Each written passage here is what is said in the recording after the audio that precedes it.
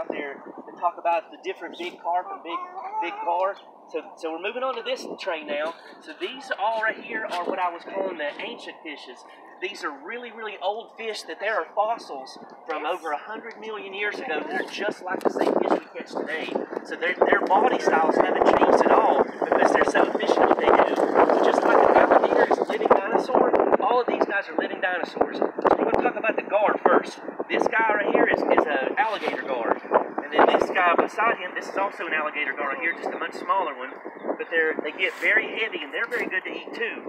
This guy right here is called a long-nosed gar. They're cousins, so they're different species, but they're related. They're in the same family.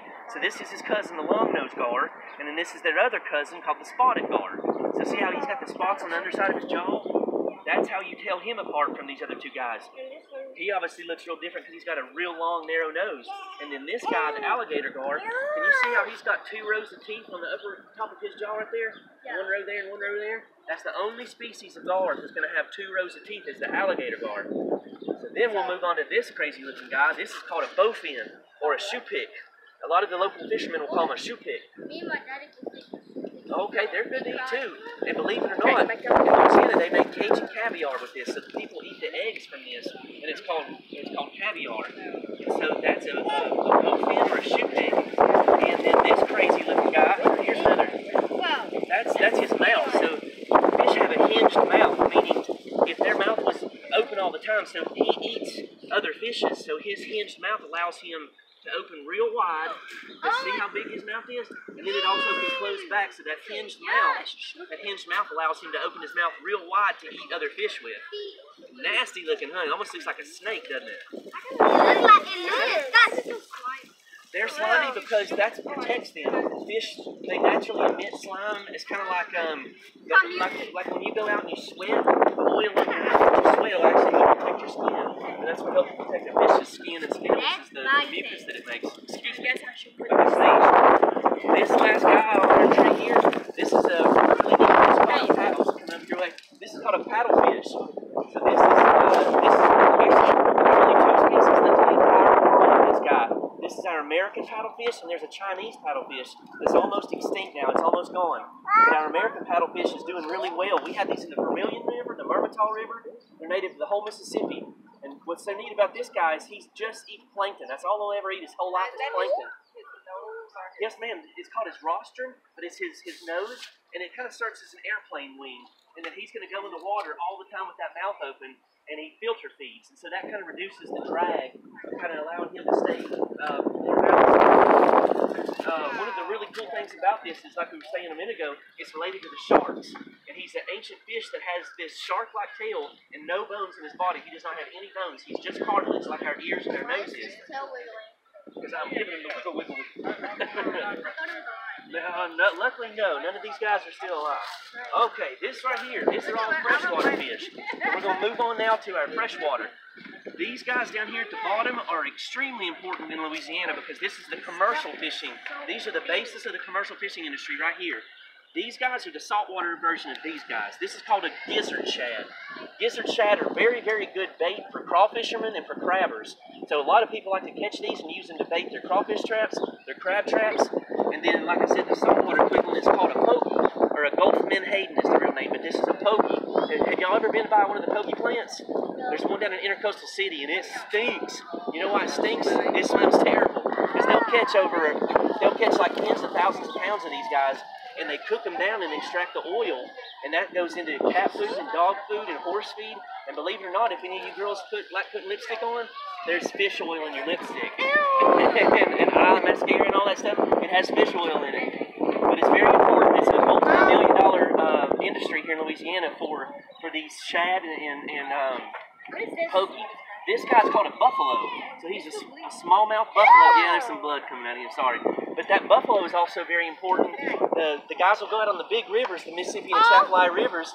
This guy knows a lot about fish too. But this buffalo is extremely important because they'll catch hundreds of pounds of that and cook it down and turn it into cat food and dog food. And also sometimes when you eat fish sticks, it can be made from buffalo. They're very good to eat, but they have a lot of bones in them.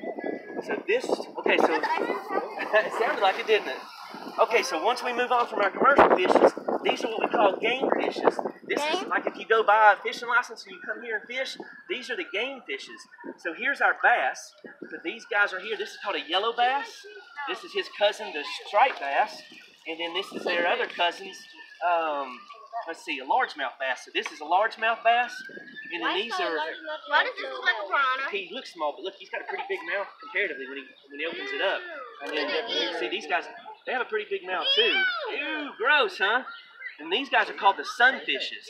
And they call them that because they have real pretty fishes, like red, colors like red and orange and yellow. And that's why they call them the sunfishes. That's a catfish. What's that? I'm going to get to that one in just a second. Let's finish up the sunfishes first. That's a piranha?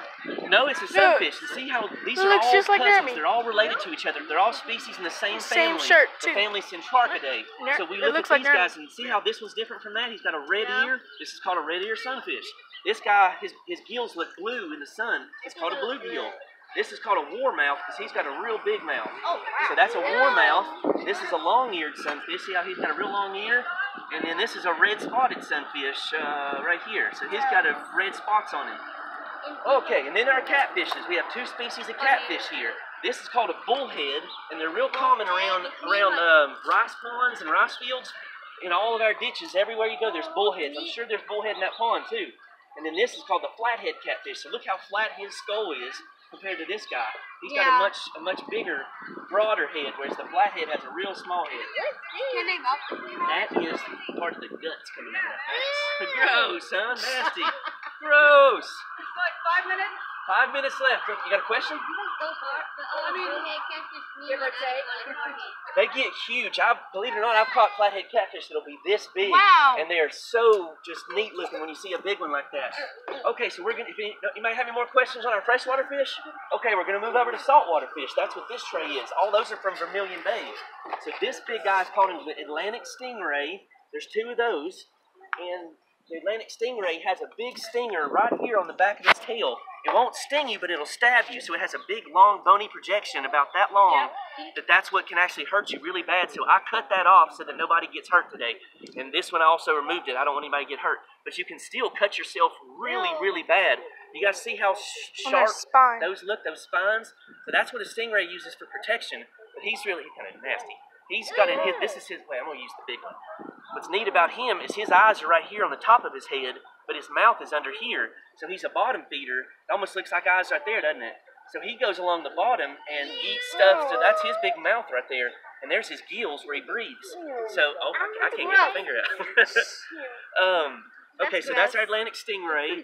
These are the real popular ones that people like to go catch when you get a saltwater fishing license. This is a red drum. That's a real popular game fish that people like to catch. This is the speckled trout, also called a speck, or a spotted sea trout is the name. And those are real popular, very good to eat. These are a black drum right here. Those are also real good to eat. And then the drum family is also these guys, a croaker. This is another croaker. And then we've got some other kind of crazy, this is called a crevalle jack. Isn't that a weird looking fish? And these are the saltwater catfishes. So the way you tell those guys apart, see how he's got big, long white whiskers? See how long his whiskers are? They're huge. So that's called a gaff top sail catfish. He has a huge dorsal fin. And then this guy's called a hardhead catfish. But what's one of the most important things about a catfish, some people think that the whiskers will shock you or stab you. There's nothing to worry about with the whiskers. This right here is what you gotta do. Thank you, Billy. Thank you guys, I appreciate the help. God, it's crazy. Man, that's the strongest gust yet today. Thank you, man, I appreciate it. Well, look at this. Mommy, I'll hold one thing. Thank you guys, that was a great response. Wait, don't just grab it. Okay, so one thing I want to show all you guys about catfish, because Girard Park here, we stock channel catfish, and the most important thing is to know how to hold one of these, okay? You see, their whiskers don't hurt you one bit. Nothing on their tail can hurt you, but they have really sharp spines, okay? This is called the pectoral spine. There's one on each side, and there's a dorsal spine. That's what you'll get stuck in your hand, and it really, really hurts bad. Because you guys see how it's serrated like a steak knife? Yeah.